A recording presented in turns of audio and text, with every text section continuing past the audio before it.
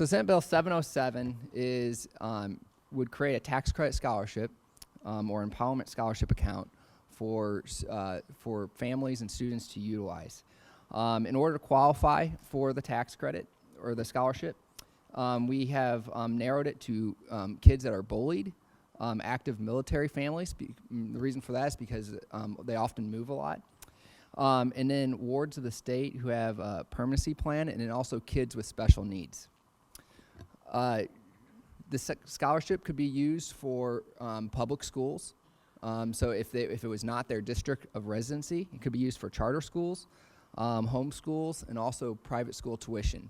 It really allows parents and kids for their children's education to be customized.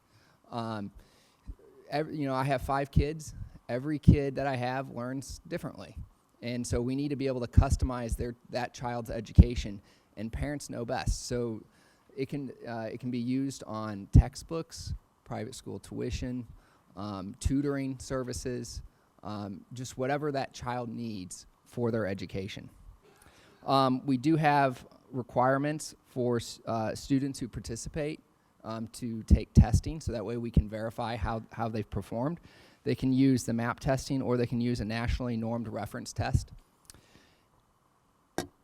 I believe when it comes to education, we need to redefine what public education is. It should really be money that follows the student, rather than about an institution itself. It seems like too often when we speak about public education or talk about public education, we talk about the institution and not about the child. Also, when looking at numerous school choice programs across the country, tax credit scholarship programs cost less. There's been some studies that have been passed out, and of 50 studies, 45 of them showed that they cost less to educate a child through a tax credit scholarship program than a traditional public school. 4 of them had no visible effects, and there was only 1 negative. So the overwhelming evidence shows that the fiscal impacts are you can educate a child at a much lower cost. As far as the parent satisfaction studies show that all 26 studies that were done showed that parents are much more satisfied with a tax credit scholarship program, than a traditional public school. And I believe parents know best. As far as the overwhelming evidence, as far as test scores, the overwhelming evidence shows that test scores improve when you introduce school choice programs. So there should be a sheet like this that was passed out. So when it comes to kids participating in the program, out of 16 studies, 11 studies showed positive effects, 3 showed no effects, and 3 were negative. Now, of the three that were negative, 2 of them were done in Louisiana, and that particular school choice program was restrictive, and a lot of your private schools well-performing private schools did not participate. So that was more of an anomaly, more so than the norm. As far as kids in public schools, where those school choice programs, the overwhelming evidence, 24 out of the 26 studies showed positive results in the public schools. And this makes sense, because when public schools have to compete for students, they're going to do a better job.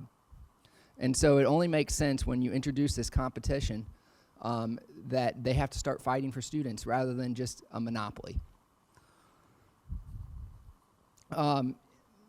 If you look at test scores in our public schools currently, so there's Greenville Junior High School, 0 kids were proficient in math, 59 students. Hazelwood South Middle School, 147 students, not a single student was proficient in math. Central Academy of Excellence, 0 kids that were tested, 148 kids, not a single one tested proficient in math. Central Middle School in Kansas City, not a single kid out of 208 kids were proficient in English and math. Martin Luther King Elementary, not a single kid proficient in English and math. If I had a child that went to one of these schools, I would want another choice. And those kids deserve another choice. It is not right to have some of these failing schools and have these and spending thousands and thousands of dollars on public education, and there is no accountability. I'm sure in testimony we're going to hear testimony from the opposition saying that my bill does not provide accountability. Where is the accountability for our public schools right now? We have schools that are absolutely failing, and these kids have no other options. Many of these kids are poor, and they cannot afford private school tuition. We have a situation where you have to be rich in order to have school choice, and that is not right. So I would urge this committee to pass this bill.